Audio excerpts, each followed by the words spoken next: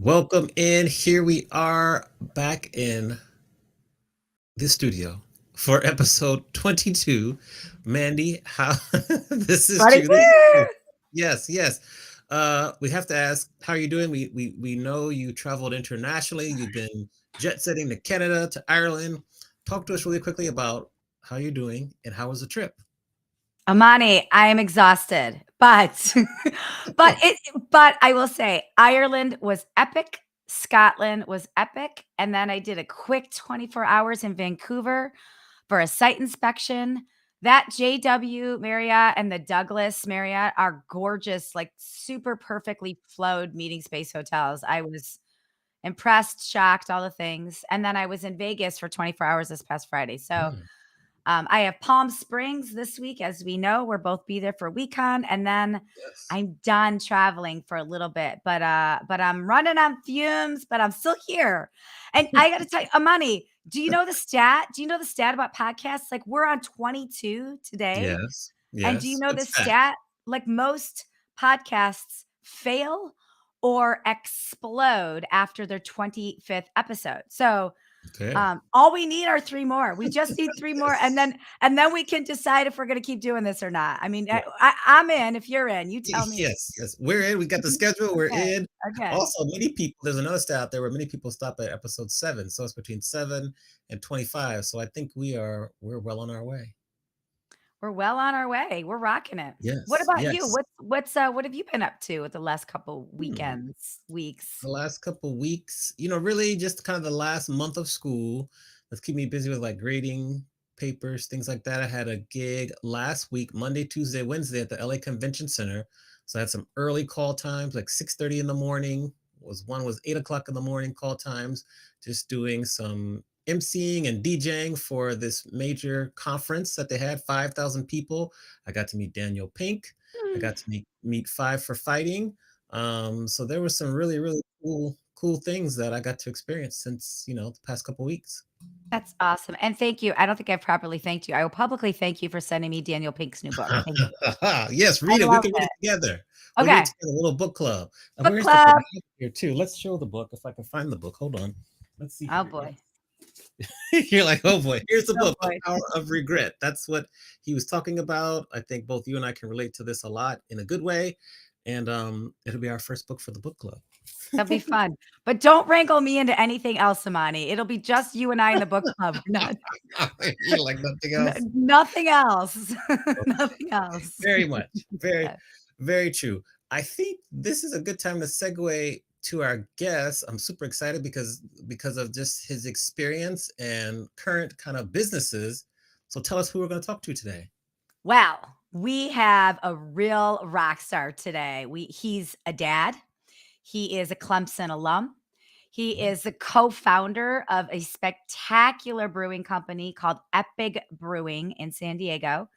He has 3 tasting rooms. His bottles of beer and cans of beer can be found everywhere, and I wanted Keep to welcome going. to the stage. You Yeah, welcome to the stage, but he disappeared. There he is. there he is, Yes, Clayton Leblanc. yes, Hello, I'm here.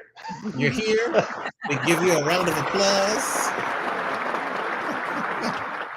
That is live streaming for you. Some well-timed buffering. Yes. Yes, yes, but we're through the buffering. We're excited to have you here with us, Clayton, and really looking forward to learning more about you. My first question is, where did the name Eppig Brewery come from? Ooh, serving it up, Amani. That's a good question. Yeah, there it There is. you So a lot go. of people ask. Yes. It's Eppig. My business partner, Stephanie Eppig, it's her last name. And the Eppig family has a long history of brewing in their family. Their family actually moved from Bavaria to Brooklyn in the 1860s. So around 1865 or so, they opened Eppig Brewing and Sons in Brooklyn, and had that business for about 70 years, all the way up to and through Prohibition. So sometimes people ask, is that like, oh, is that a play on the word, epic, like it's incredible, or and Mm. I say, sure, if that works for you and if that helps you remember it. But it's truly a last name that actually has a ton of brewing history tied to it. Okay, okay. So we're getting a little bit of static when you're talking. I wonder, let's see here. Are you able to maybe, well, say something again, just so we can. How's the static now? Okay, it seems to have disappeared Staticky? a little bit. So that's good. Okay. So we'll keep monitoring it. We might have to have you take off the earbuds or whatever, but we'll keep monitoring it. So, okay, that's a great first question for us. Mandy, I'll turn over to you for the next one because we kind of want to get back into how I got started and your experience. So I'll let you lead the way with that. Yeah, I mean, I think my overall question is like 7 years, right? It's 7 you started this 7 years ago, right? So or is it 6? 6 or 7? We're at like 6.5 right now. 6.5, right? So it's like you started where you started, but where you are today, you've got 3 tap rooms, and I can go to the grocery store and buy a can of your beer, or I can go to many bars or restaurants and see Epic on tap. So how do you go from I have this awesome idea to being so readily available to everybody? I'm just curious because that's a short period of time to have all those distribution channels. So I'm curious how that happened. Yeah, you got to start by taking step number one, which is leave a really decent job to go do this. uh, you come up with an idea. I guess it's 7 years actually, if you include all the prep planning time. So I was a brewer at Ballast Point with my other partner Nate, and we decided to jump and do what every chef wants to do: open a restaurant. Every brewer wants to kind of have their own brewery, and in some ways it's been a million years, in other ways it's been overnight. So Mm. you start small and you have a tasting room in North Park and you start selling your beer. Hopefully it's a good reputation. If you're in the beer business in San Diego, you got to be doing something well. It's not something you can kind of limp into. There's just too much competition here for you not to really, really bring it. So we were thankfully able to do that, bring quality from day one. And then you start taking those baby steps that, as you go on, you look back and you're like, oh, wow, we have rounded a bunch of corners. We've climbed over a few little mountaintops. And you look back, and individually, I wouldn't have thought we would have been able to do any of those. But when you look back collectively by taking those small steps at a time, you certainly can. Interesting. Let's rewind maybe back to March 2020. How were you able to survive the pandemic and continue to grow and add new offerings? Yeah, that was a 2-year mulligan there. But in reality, even though kind of the whole world slows down, we were making changes during that period pivoting, some people would say. We only know how to make beer, so we don't make wine or mead or not even really seltzers, which were pretty popular during that time. But we were able to pivot to doing more canning, which is commonly held that like that's how a lot of us survived. We got a small canning line that we didn't have before. We sort of invested in that, and we were able to start doing more canning. Um, to Mandy's previous question, it's sort of like, well, now that we have the cans, now I can actively sell them. Whereas before, I didn't have access to that technology as much. We had to outsource it, bring people in. But by bringing it in house and committing to that, we were able to open more accounts selling our beer. And then those kind of like step on top of each other. You sell a keg over here, and hey, you can get these cans also in the market down here. So we slowly tried to come up with some ideas during the pandemic to make any kind of money that we could to keep revenue coming in. And then post pandemic, I guess we're referring it to as now, we just maintain and hold those sectors that we've kind of opened up in. So it forced us to grow in some areas. And now let's say we're back to the business of selling kegs, which at our size is really what our business is made up of. Well, we've held on to the cans as well. We've expanded, and as you said, Mandy, now we're not just in little markets. We finally cracked into a couple supermarkets, and that, for us, you see some of the bigger brands in all supermarkets. Well, as of 2 months ago, we just got in our first supermarket. Nice. So on top awesome. of, yeah. So, and you have to do that really. You have to be very careful when you make those changes. You don't want to break any promises, and you kind of want to, under promise, over deliver, because you don't want to tell a supermarket that you're going to have product and run out. So that pace sometimes feels slow from my experience, but that's how you can build those good relationships, by always having the product that essentially the customer at the end is going to want, by slowly growing that circle, a little bit at a time. I want to build on that, because that is something I've never asked you and I've always been curious about is, what is that pitch? Like, what is the pitch to the neighborhood bar to get the taps? Or what is the pitch to the supermarket? And my guess is you're making the pitch, but like, without spilling too many of your super secret sauce, how you do it. Like, what is that? Like, what do you say? What happens when somebody says no? Because as entrepreneurs, right, we're all in sales, whether we like it or not. Some entrepreneurs love it, some entrepreneurs hate it. But I'm just curious for you, like, how are you getting the taps? How are you getting the cans in the stores? Yeah, there's no super secret sauce, and we all wish that there was. I would say that the secret sauce is that, one, it's always changing. Our message in 2016, while currently we do share some of that message, the family history is really important to the story of Eppig, so that's an important part I like to share. 90% of people really enjoy the idea that there's a connection to a true long-term brewing history, and it's legit. It's not something we had to make up in a marketing meeting. Like, it's factual. So it's really nice when that you've got that ammo. And then also, over time, we have built a relationship with the beer consumer and reputation that, as time goes on, that does more speaking for us than I have to do.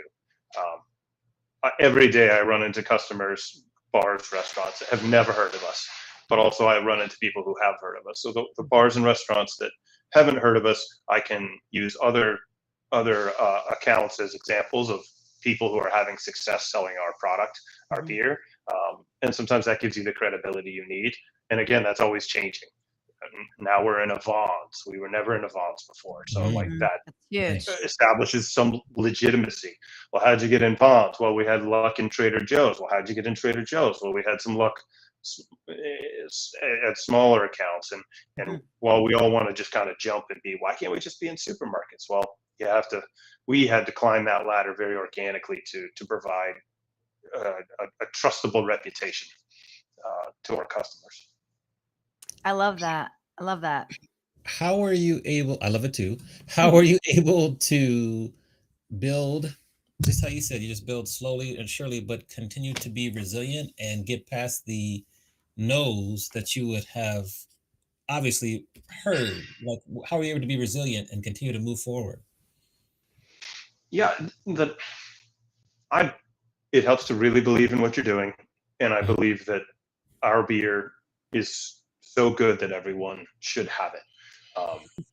That's easier for me. I'm fairly friendly and I like to go talk to people, but the fact that I so truly believe in what's in a can or what's in a keg, that if you're drinking beer, I feel in my bones that you need to be drinking Epic beer. Like if you're a beer lover, that helps. So when I do get a no from someone who I've not shared with how we're a solution to their problem or how our beer will bring value to their business, um, you ever for the last 7 years, that has only proven to be a temporary no. We've overcome every no, which they're all small battles. You know, a guy's never heard of us that runs a bar in PB. I still may not be on in some bars in PB, but I'm in a lot more now than I was. And it's, establishing the reputation, going back, showing a genuine interest in their business. There's 150 breweries in San Diego. We all want to sell our beer. If you're at a customer's a, property and you're just trying to sell them, that's not as genuine as how can our product help you do better. Um, maybe you have products that you currently have that aren't doing as good of a job as you would like them to, and working my product into a solution that can help solve that. I wish it was as easy as here's this beer, it won a gold medal, you should drink it. Uh, that works like 1% of the time. It's all the long term relationship stuff and the kind of the trust that goes. Well, if I put this beer on, is it going to sell? Because I got to buy it, and it's not making me any money if it doesn't sell. My job on the other end is to continue to grow Eppig so that reputation is universally accepted, which it's not yet. That's like an infinity goal. You always are trying to achieve that goal of recognition, and so that when I get a new account, a new restaurant puts on our product, that it's an easy order for the customer. That's probably like a 10-year goal or a 20-year goal or a forever goal, but that's how we kind of overcome those. But every cool place I used to go when I was in my 20s, we've been able to get personal goals for me were to get into some of those places. And we have but some took 2 years to get into or 3 years to get into. Interesting. So you go find yeses elsewhere until that becomes a yes. Yeah, good.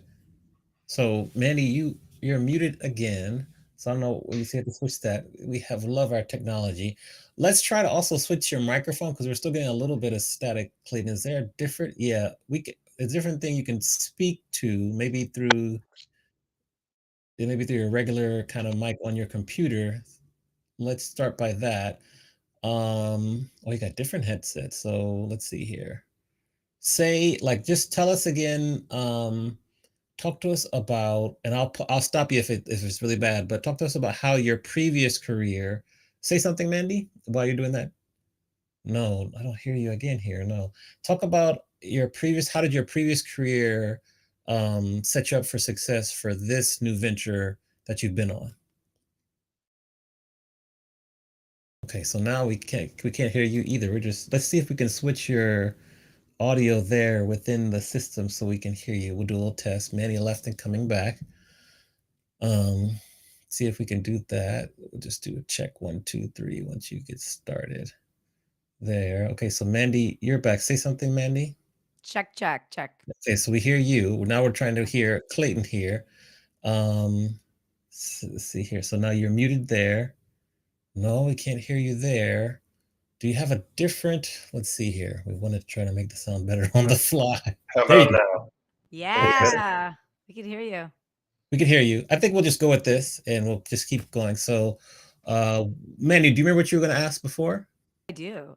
Go ahead. But I just want to share with the audience, this is live streaming. Like some people record the podcast and they edit this all out. We are organic and authentic, and Yes. as authentic as 1045 to Denver Epic Beer, like we are. So I love it. I love it. thanks for coming on the journey. My question though, Clayton, was first I wanted to call out something really important that I think you said that I think other entrepreneurs will benefit from is, you had said when you talk to owners, you want to solve their problem. Like, it's not just about having my beer out there. It's like, what problem do you have and how can I solve your problem and grow your revenue? And I think it's not always about the product. It's about solving an existing problem. So I just love that you do that, because I think a lot of people that sell a tangible product, they don't think to have that conversation with potential buyers. I love that. And then the second thing is, you mentioned this earlier. How do you differentiate your brand? Because, there's so many, the market is so saturated with so many beer places in San Diego, all over the world too. So, and obviously it's about quality, but like, what do you find your biggest differentiator is about your specific beer? Yep, building a long-term dependable reputation for quality is unfortunately it's tough to launch with that, right? We launch with that intent, and then hopefully you don't waver from that goal and you continue to work on it over time. Um, when we opened in 2016, what Eppig was trying to do was brew a lot of lager beer, so cold fermented beers. For many of you who are casual beer fans, you might think of some of the macro style beers, your Budweisers and your Miller Lights. Those originate in lager brewing, so cold fermented beer that's dry and crisp. That wasn't really a featured style in craft brewing, and coming from Ballast Point before, where I was an hourly in training brewer that came up from the bottoms of the ranks. Amani, to speak to my prior career, getting the skills at a really good place and then taking them onto our own, where we, at the highest ranks of Eppig Brewing, there's brewers at that level. So we're never going to compromise. There's the bigger we are, we're not going to cut costs on the good ingredients. We don't have to. We can continue to, make a premium product, charge for that premium product. And when we talk with our customers, we can speak to our experience before. This is where we come from. This is why we think we can do it better. Please taste this, put it in your mouth, see what you think, see how that's good. And then that guarantee that either comes with time or trust that my product will always taste this way. It's replicatable by us. It'll always be quality. Building that reputation does take time, but the more places you have that believe that makes it easier to make that sale to a new customer, where I'm going to take the worry out of your hands. You get a beer from me, it's always going to be this good. So consistency is less sexy. So you need a really good tasting product. And then we build in the nerdy parts about consistency, which people don't know sometimes that's what they need, but it's that trusty warm blanket of consistency that allows people to buy your product at a supermarket. It's still made from me by 4 guys. Let's see here. A little bit of a freeze action here. Having some bandwidth issues. Okay, so hold on. You'll hop back in. No worries. Yeah. Live streaming, Mandy. Live streaming. This is live streaming. I do want to say, which I didn't realize that Eppig was lagers. Yeah, lagers. Like lager. I didn't know the difference between a lager and a pilsner and an IPA until Eppig came to the party, and I learned about that from them. So I think that's a really important point he made. I'm not sure where we got lost, but yeah, all pilsners are lagers. Not all lagers are pilsners. I didn't know that either. Okay. Yeah. Yeah. Sorry, I don't know where I lost you guys. Yeah. Well, I think we heard pretty much a lot of the answer. Yeah, all of the answer to the question. Did you have a follow-up, Mandy, or did you want me to Go for it. I feel like you're chomping at the bit. I see you leaning forward. I mean, Well, I have a so bunch of questions, but you take it, Amani. You got well, this. no, because my questions, first of all, don't tell anyone, but I don't really drink beer. I'm more of a mixed drink person like that. So I'm learning a lot as I'm listening. And I'm more just curious about like you found and you were able to get a partnership with Vons. And I believe you also said you're in Trader Joe's too. Mhm. Like how I'm curious, how does the geographic distribution? Because if I recall correctly, Vons is here on the West Coast. On the East Coast, it's Safeway, I want to say. Um, do you start pretty much San Diego and then geographically expand from there, or do you go to different areas of the country? How does that work? Yeah, as a small brewery to kind of crack that level, even Trader Joe's very much in the same department. You're sort of, it's like being called up from the minors if you're a baseball fan. Mhm. Yeah. They Yes. sort of, they've been hearing about you. We've got scouts that are looking at you. We've heard some good things. There's a meeting. We taste beers. They go, okay, we're going to call you up, and here's what we're going to do. We have 1,000 stores. You don't have enough. We don't have enough beer in the building to fill 1,000 stores. So they go, okay, we'll do 20 miles in circumference from the brewery, or 30 miles, or just the county. So for Trader Joe's, they ask us how much beer can we make, and they go, okay, well, if we're selling X amount per week, we can expand, and we basically went up into like Orange County. So Mm. all the Trader Joe's, I think it's like 36 of them, and there's a build up to that. There's a meeting, and they say we think we can do this, and we go okay, and we have to go back to the brewing schedule and be like, all right, we got to start brewing some more beer. Mhm. Good problems, but still stepped growth. Because if you say yes to them and they put you in all of California in, I don't know how many stores that is, 300, 200, uh, you you have to meet the demand. Like, you cannot not meet the demand. So in order to maintain that relationship, and because they've got a little section of a shelf that's yours, and you need to always have that full. So it's sort of like doing a good job on the small level got us like the meeting, got us called up, and we said, okay, let's start small, and then as time goes on, there's continuing communication where we go, okay, I think we're ready for Orange County. Okay, we can start creeping into Los Angeles, Mm. and and that's this year. That's what we're doing right now, which is Okay. exciting.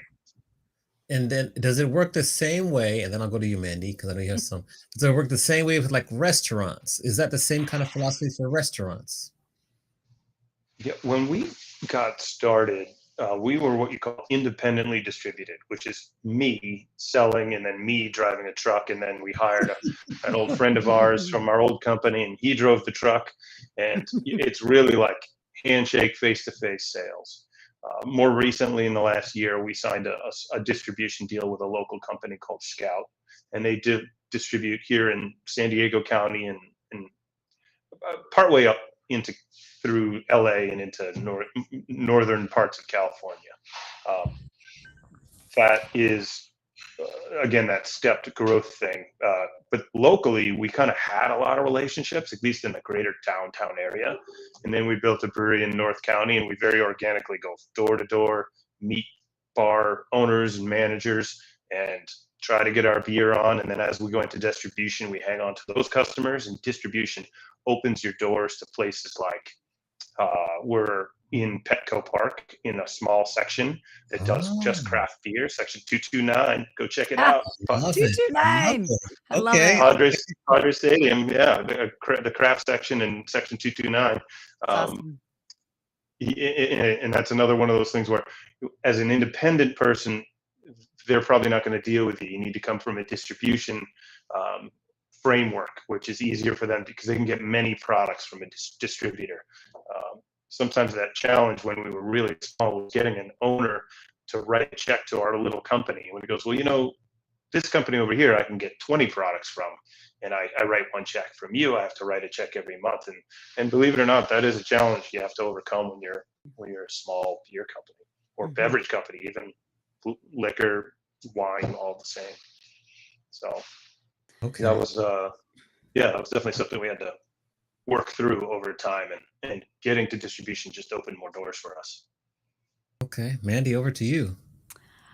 Well, I have a question about staffing and being an employer in general. Because as we all know, whether it's a beer bar or a hotel or a restaurant, hospitality and most industries right now just are having trouble with staffing, just retaining and recruiting great employees. So, what is your general philosophy for recruiting and retaining?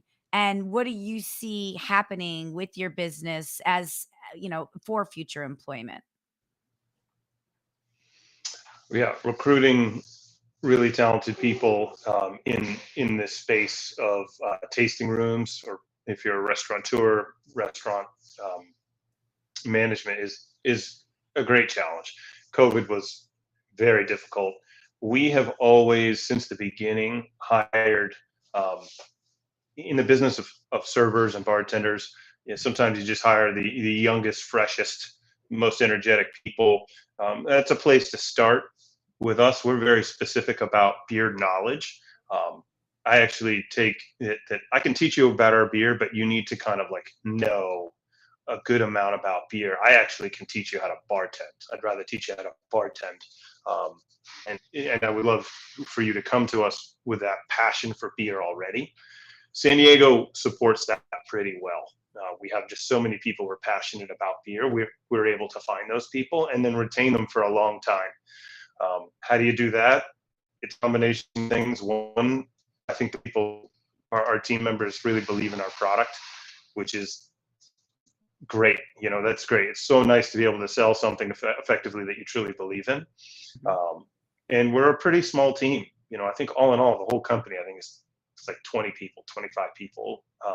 There is a little like seasonality with the Hmm. tasting rooms because they kind of get a little slower in the winter. Hmm. Um, it is a challenge if we were to grow up and beyond San Diego County and have tasting rooms and other or restaurants and other locations. It's something that, in the spirit of entrepreneurship, we would probably have to cross that bridge when we get to it. Now we have a really small team that works. Many people work at different locations, so we're able to pay them well by Yeah. having an availability for them to work at the multiple locations. Yeah. And we run a tight ship in the sense that there isn't a deep reservoir of staffing that used to kind of exist. When I was a bartender and a server years ago, you got a job at a restaurant and you could get one or two, so you worked at two or three restaurants. I don't see that as much anymore. I think there's more selective employees. They're more hesitant to take those kinds of jobs. You know, they're saying, hey, they're looking out for themselves more effectively, and that causes us to have more care with how we hire. I thought we cared before, but we're certainly more conscientious about Mm. doing what it is we can do now, benefits packages, things like that. You know, all within reason, all with whatever you can do with your business, because to hold on to those good people is so much more important than you know, the turnover problems that can be caused from not holding on to those people. Yeah. I think people in general are taking a lot more care, and I'm glad that you brought that up. Just being a little more thoughtful in the process and how you're caring. I want to switch gears for a second, Amani, if that's okay with you, because I want to ask questions about Clayton the man. So I like so for because I know you have a son, I know you're a dad, but being in this business is a grind for all of us. So what are some of your best practices? Like, how do you maintain, your personal life? How do you maintain being a dad, spending time with your family while still being a co-founder of a thriving business? Yeah, it's been a work in progress. I would say I was not effective at all in the beginning. You know, 100-hour weeks for the whole time for the first couple of years. Um, and in hindsight, how much of that time was fretting time, where you're present, you're on site, um, and waiting for something to happen. As time has moved on, now my child's a little older. I got a little boy. He's 8. He's got more things going on, and I kind of get to work and I do what I have to do. And then, can I take him to practice?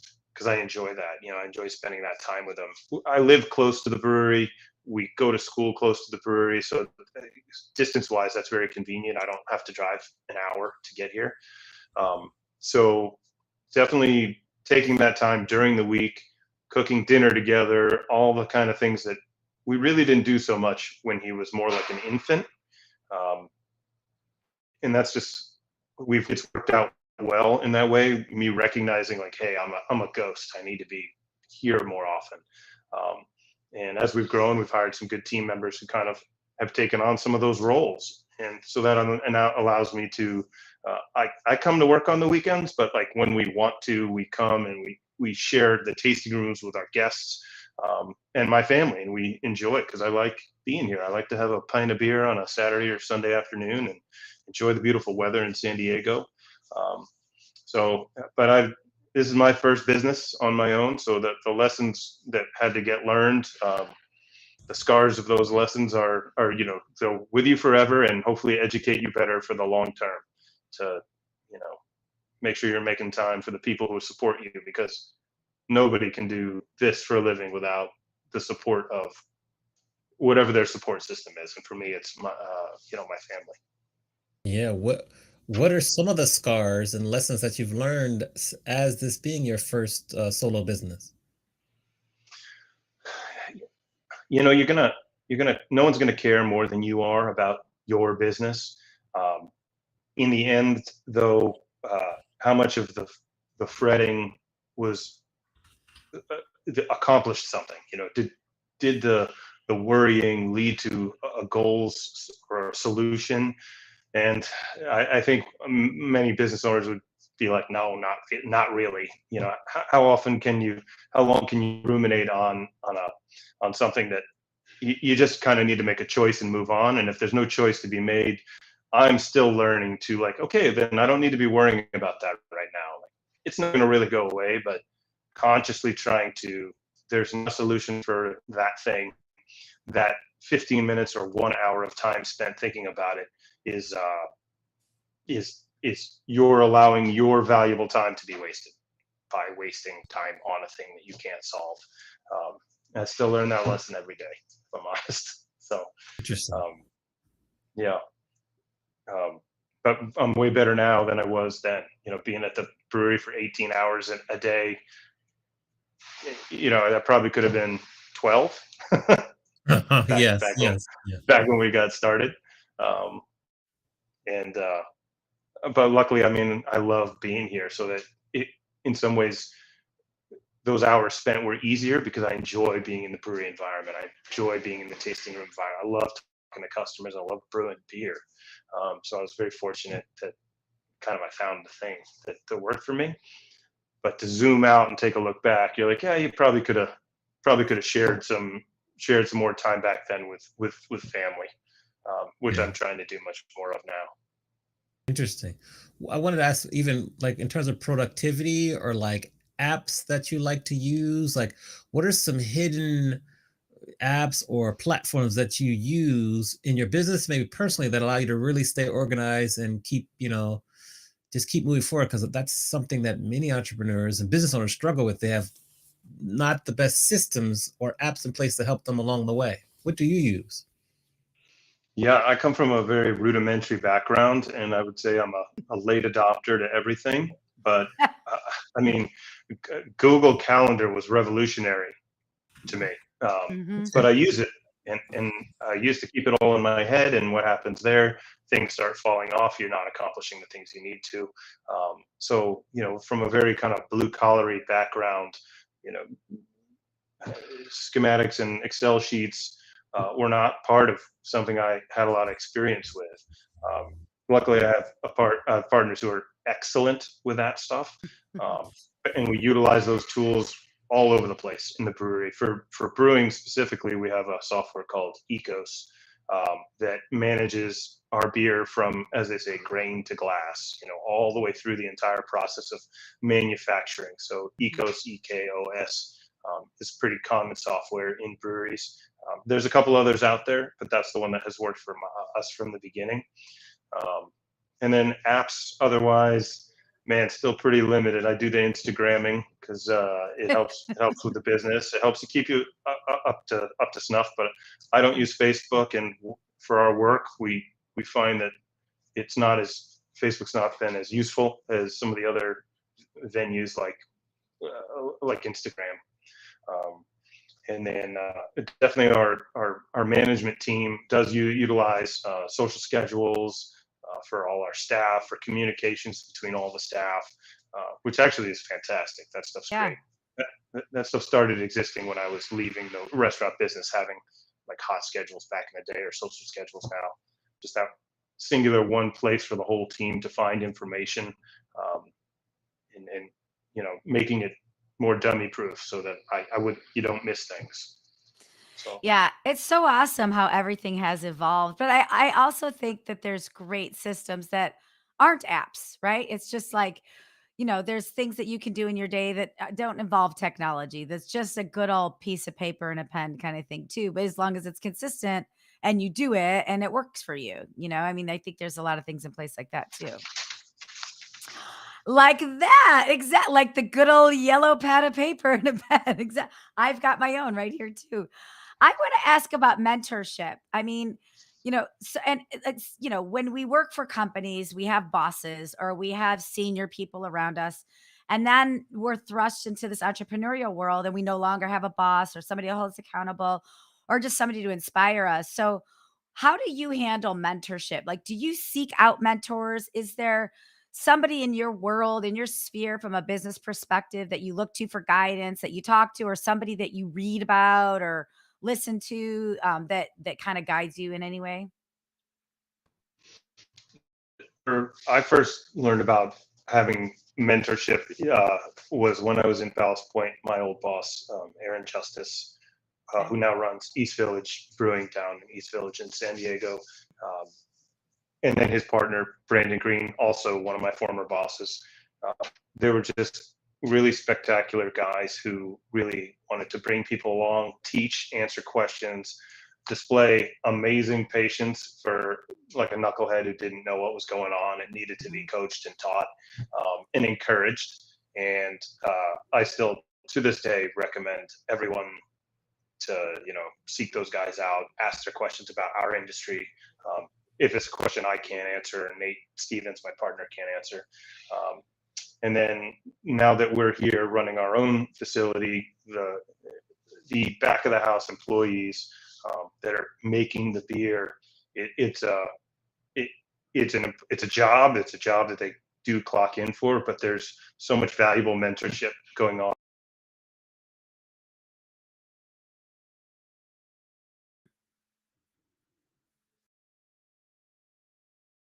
Yeah.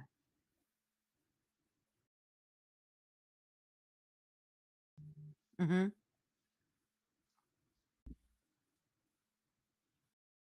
Yeah.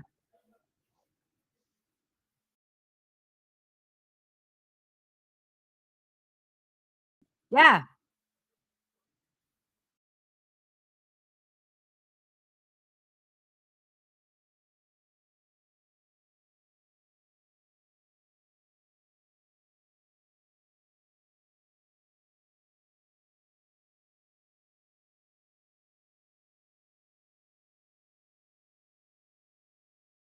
Yeah. I bet that is, and I bet that's a part of the business, that's a unique part of your business where at some point these great brewers are gonna carry on and they are gonna start their own business just like you did. So, how do you maintain that relationship with, like, it's kinda like getting a dog. Like, you've got like a 13-year lifespan and you fall madly in love with that beautiful pup, but like there is an expiration date on it. So how do you maintain that relationship knowing one day they're gonna leave, but then also support them when they go? Like, what does that look like?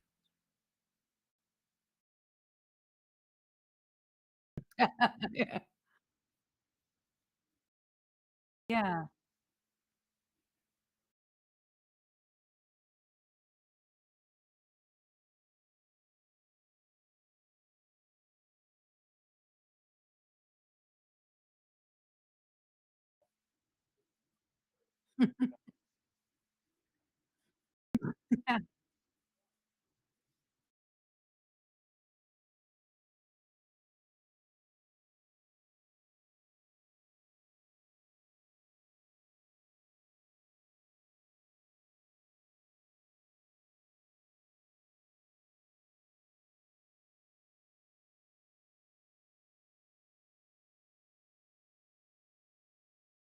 Mhm. Yeah.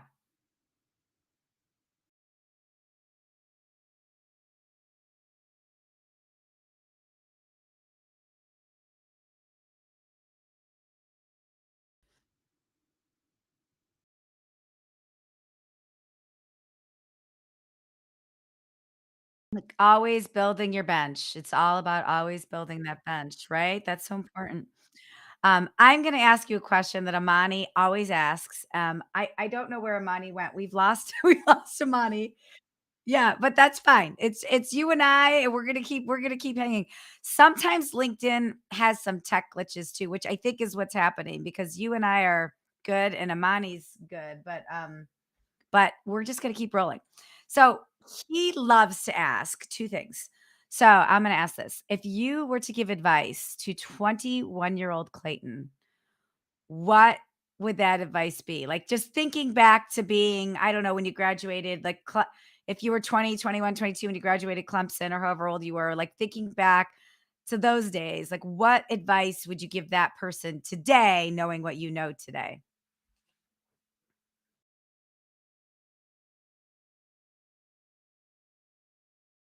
Aw.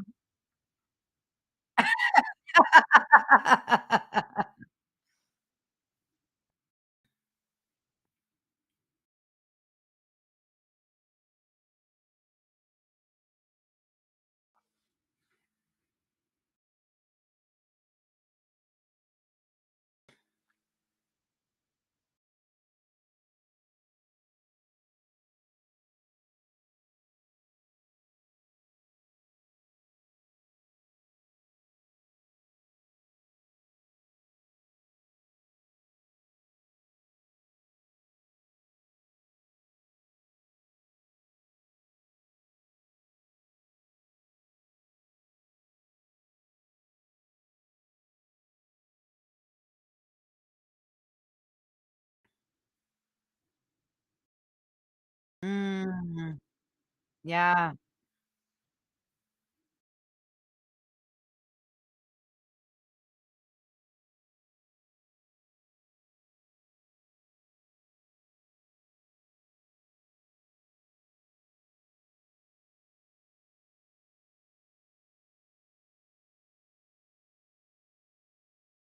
Mhm. Yeah.